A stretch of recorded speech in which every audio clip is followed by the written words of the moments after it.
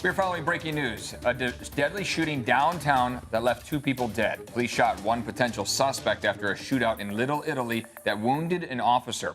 Glad you're with us here. I'm Eric Connors. And I'm Netta Irampour. This is a developing situation. We do have live team coverage for you right now. We have CBS 8's Kelly Hessedal. She's in Little Italy sharing what we know so far about the police response. But first, let's get over to Chris Groh joining us live where that initial shooting first happened. What are police saying, Chris? Yeah, what we know so far is that 2 people were killed here at this scene, at this intersection right now. I do want to now send it over to a soundbite of a witness who actually was working on one of these buildings up at the very top of the roof, heard those gunshots, saw that grisly scene. Take a listen to what he had to say. I was working on top of the high-rise up there, and we just heard some gunshots and like 6 loud shots, boom, boom, boom, boom, boom. And we all kind of just we thought it was some construction. We looked outside and just saw some guys running down the street, and then a bunch of cops. And then we saw some cops show up to the vehicle, little white car over there in the corner, pull some guys out, laid them on the floor, just started pumping CPR, and they pumping CPR for a long time.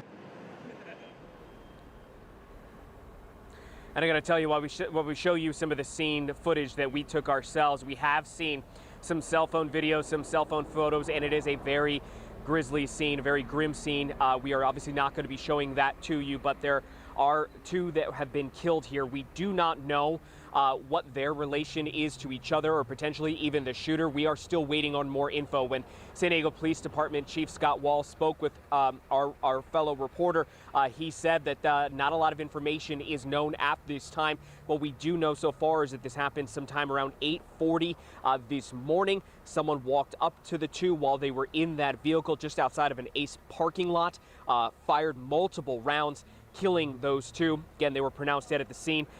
There was then a short chase. They ended up at that scene over on Kettner, where there was then a shootout between law enforcement and that suspect. That's where my colleague Kelly Hessedal is right now, where we are going to send things over to her to get a little bit more about what happened over there. Kelly, what can you tell us?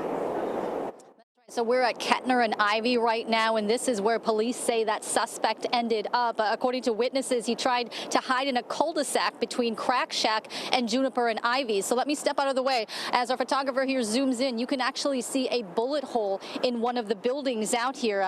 There was gunfire. The suspect was shot. So was a Harbor police officer. He was hit in the hip. Now, Police Chief Scott Wahl talked to reporters a short time ago, and here's some of what he said. We're filled with a lot of emotion, with empathy. We have 2 people that are deceased. We have 1 police officer that's been shot, but also with gratitude, as this could have been much worse. And so the good news, the officer who was hit was taken to the hospital and is expected to be okay. We have some video of Harbor Police at the hospital with him. All we know about him is it sounds like he's in training still, so it doesn't sound like he's been on the force long. Again, fortunately, he is expected to survive. Now, as for what happened out here, there were employees at Crack Shack who were inside the restaurant who were getting ready for the day who took cover when the gunfire started. There's a salon nearby where people sheltered in place as they heard the gunfire. Again, we saw bullet holes in some of the buildings. Again, the suspect apparently tried to hide from officers. There was some sort of shootout. The suspect was hit.